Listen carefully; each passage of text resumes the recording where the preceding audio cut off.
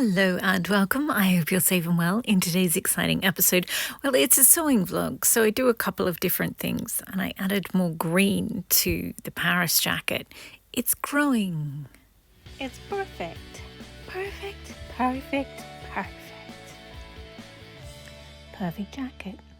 So this is what the Paris jacket looked like last time you saw it. I had used about half or maybe 3/4 of this green one here, the solid green plastic beads, but I still had the whole of this other side, most of around the neckline to go. So I'd finished the seams so that I could do work on the front center, but I hadn't really done it yet. So, and on the back, I'd done the bottom and I'd brought up it looked like it's growing up the jacket as well. And I also did a little bit on the feature, the triangle, so that I made that look like a vertical garden, and I absolutely love it. But as you can see, there's not really much at all around the neckline. And I'd done a little bit around the neckline, but still got most of the neckline to go, and down the front center as well. And I think I need, there's two different colored green beads, well, two different types of green beads. There's the transparent, smaller, brighter ones, which I've kind of used mostly around the neckline, and then there's the other ones that look more plant-like. So I've got to mix the two of them together because there's not enough of the plant-like ones. And anyway, so then I stopped and did the purple and yellow video, which was the last episode you saw, and I also did more work on this. And basically I've been doing the center front as well as right around the neckline. And this is my inspiration plant. And yeah, so it's just, I've sort of been doing 2 or 3 different layers. So you can't do it all at once. And so, and my next collection of jackets that I'm going to do is the olive and khaki ones. But when I did the yellow jacket, I forgot this one jacket. So I have to leave the yellow beads where they are for the moment. See, this is me just showing you the jacket, the part of the jacket that I've done. So that was me showing you what it used to be, and this is me showing you it now. So it's just, you go around and you do lots of fine work, and then it's sort of, you add a layer and then you add another layer and then you add another layer. So it's a lot of work, but I guess it doesn't really look like it. Just looks a little bit weedy at the moment. And I absolutely love this. I love this so much. It's a little bit boxy, so I think the next time I'm definitely going to do this look again. I don't know that I've got enough green beads to do it again, but I do have dark green beads. So I might do the same thing, but next time I think I will use a different jacket pattern. This is the Burda 6123. It's really simple. It's just front and sleeve, back and sleeve. So you have front left, front right, and back. So it's this one here has front, sleeve and back, but also the sleeves are shorter and a lot wider, and it just looks really boxy, which, I mean, it's cute for one jacket, but I think the next one I'll do it, as I said, the more fitted jacket. And yeah, because I sort of know the difference between all the different types of jackets. And if I did this beading on a fitted jacket, it would just look so amazing. Like, I love this one, but yeah. And I can tell, I hope you can tell, that I've really worked in the layers around the neck. I haven't added the transparent beads to, I haven't added them down here either, but I haven't added them to the triangle. And the transparent ones plus those plant-like ones are just going to look so amazing. And I do have some yellow beads, and I have this, I actually have yellow beads in a couple of different sizes and a couple of different shades, but those lemony yellow ones in the smaller size would be absolutely perfect for this fabric here. It's a vintage lemon print on white base, and yeah, so that jacket is unfortunately the same as this one. I've already cut out the pieces, I just haven't put the jacket together. So I might do that one, but also I have this satin green fabric, and I might turn that into, that I cut out in the Burda 6123, so the more fitted one. So yeah, I might do, I've got some black and some green beads, so I might do it in that. I know plants aren't black, but anyway. So anyway, in the yellow and purple collections video where I showed all my, went through and showed all my jackets, I mentioned right at the end, I was like, I'd done the whole video and then I just did this recap and I was like, oh, wait a minute, there's another yellow Chanel tweed that I didn't include in that. And it's this one here, because I've just sort of been taking things out of different storage boxes and just putting them back. So everything is all confused now, and so I forgot to get this one out.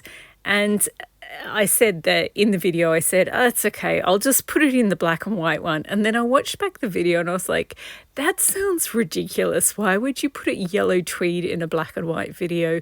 But when you see, you can see what I mean now, because it does, from far away, it does look mainly black with a little bit of white in there. And the beaded trim is mainly black with, from far away, it looks mainly black with a little bit of blue in there.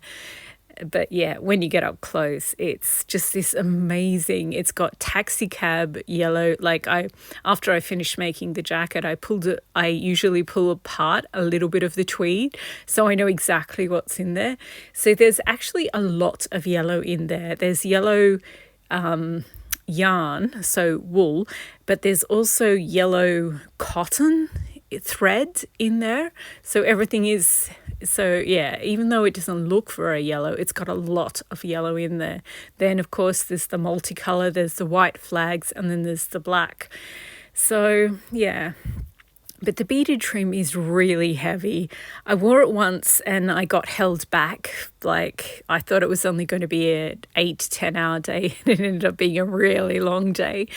And by the end of it, I was like, this is a really heavy jacket, just because my shoulders are a little bony and the beaded trim is quite heavy. If it had been an embellished jacket, like beads all over rather than just on the beaded trim, I think that's what the problem was. So on a normal work day, it's fine. But if you have to pull a really long day, then it's a bit much. So I thought I maybe take that beaded trim off and make something else, but I haven't done it yet, and I've had that jacket for a very, very, very long time.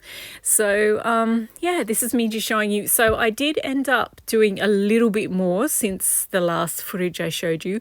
So I decided I wanted some beats of growing on the side seams as well. So I've done one side just to check if I like it, and I do. I absolutely love it. But as you can see, I've just used the transparent beads. I don't really have enough of the plant-like solid plastic beads to use on all of it, so it looks a bit weird. But I think I'll just go back and add just a few short strands of the opaque ones, and that way it will look like it will look more real. At the moment it sort of looks a bit cartoonish, but yeah. So I have enough to do short strands with the solid beads, and then the long tendrils with the transparent beads. And I think it's just going to add texture, but I do think you need the solid beads to ground it a bit more. So, I mean, it's cute, but it looks a little ditzy and fluffy. And also I have to do the side seam over the shoulder for the other side. But I just wanted to check whether it would look good or not and see. Yeah, and I also have to add more to the back, but it's getting there. As I said, you have to do it one layer at a time. You can't just do everything all at once, because it would just get too heavy and fall off or warp. But if you just do thin, reasonable layers, like layer and layer and layer, then it gets used to the weight, and also the threads they're like roots. They sort of mat together and they strengthen the whole piece. So yeah, It's still not finished, but it's getting there. And obviously I haven't done any sort of tendril bits on the cuffs of the sleeves either, and I really think it needs it because it's just so much on every other edge. But yeah, and this is me deciding what else I'm going to do before the end of the year. Not that there's that many days left.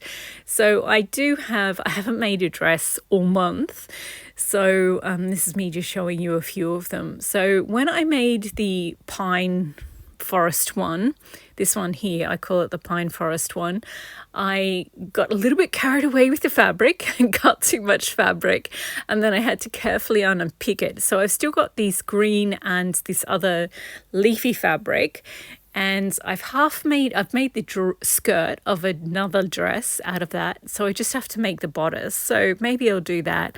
And also I need to sort out some more beads, because I've been going through all my beading boxes trying to find, well, at the moment I was trying to find today I was trying to find olive and khaki beads to shoot the video of all my olive and khaki jackets. So yeah, my beads are an absolute mess. So there's loads of beads that I haven't yet gone through. So I might do another bead haul, maybe. They are fun but deceptive because I have to take everything out, and there's always stuff in the bottom of the box that needs sorting out, and then you have to take everything out of the bags, film everything, then carefully put everything away. So yeah, and also the olive and khaki jackets, I've got 4 more that I have to find and then I can do that video. Plus I've got loads of olive and khaki tweeds as well, so I might get them out as well, because yeah, I love the olive and khaki ones. They're just so beautiful. Anyway, that is it for this video. A lot of you are asking about beading tutorials, so I will once again put the link in the description box below, or you can just go to my page and search beading tutorial. And thanks again for watching, and happy sewing and beading.